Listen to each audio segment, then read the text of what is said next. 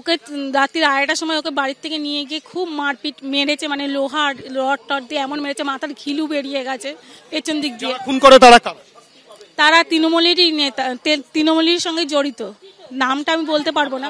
আপনার ভাই, আপনার দাদা সঞ্জীবও কি তৃণমূল কংগ্রেস করতো? হ্যাঁ, ও তৃণমূল অনেকদিন ধরেই করতো।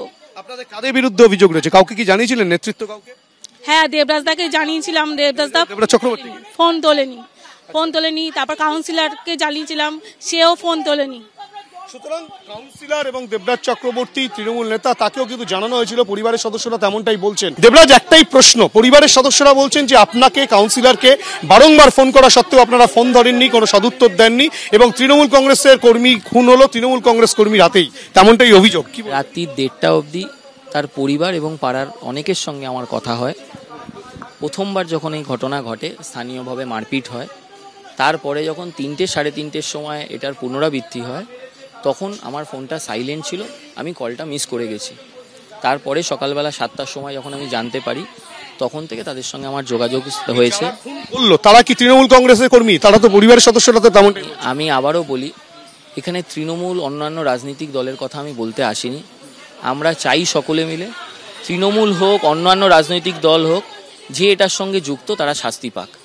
আমি আবারও বলছি যে একটা স্বজন হারার যে কষ্ট, সেখানে কখনো সেটা নিয়ে রাজনীতি হতে পারে না। আমার সঙ্গে এই পরিবারের দীর্ঘদিন ধরে যোগাযোগ, এবং আমি চাই যে এদের সকলে শাস্তি হোক। যুক্ত কারা, কি মনে করছেন? এটা তো তদন্তে বলতে পারবে, সেটা তো আমি বলতে পারবো না। সঞ্জীব আপনার সঙ্গেই থাকতো তো? অবশ্যই, ও তো তৃণমূল কংগ্রেস 100%, একদম। আপনি বলছেন সঞ্জীব আপনার সঙ্গেই থাকতো, তৃণমূল কংগ্রেসের সক্রিয় কর্মী, ওই এলাকায় অনেক কাজ করত, এবং সঞ্জীবের পরিবারই অভিযোগ করছে যে যারা খুন করেছে বা যারা রয়েছে তারা আপনার ঘনিষ্ঠ, এবং তারপরেই পরিকল্পনা করে। স্থানীয়ভাবে এটা মনে হতেই পারে, কিন্তু সেটা তদন্ত সাপেক্ষ, তদন্ত বেরোক, এটা নিশ্চয়ই সেই নিয়ে পুলিশ ব্রিফ করবে আপনাদেরকে।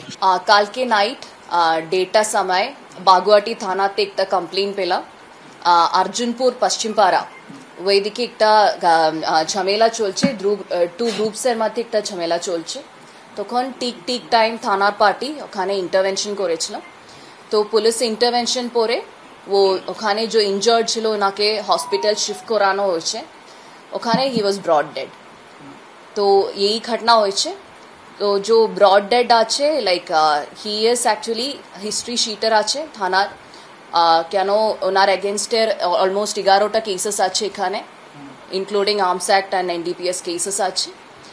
তো এখন উনি ব্রড ডেড। তো এর মধ্যে লাইক দিস ইজ এটা কনফ্লিক্ট আছে দু গ্রুপসের মধ্যে related to personal issues, like উনি নিজেরা ঝামেলা করছে, like no political issue, nothing related to political party.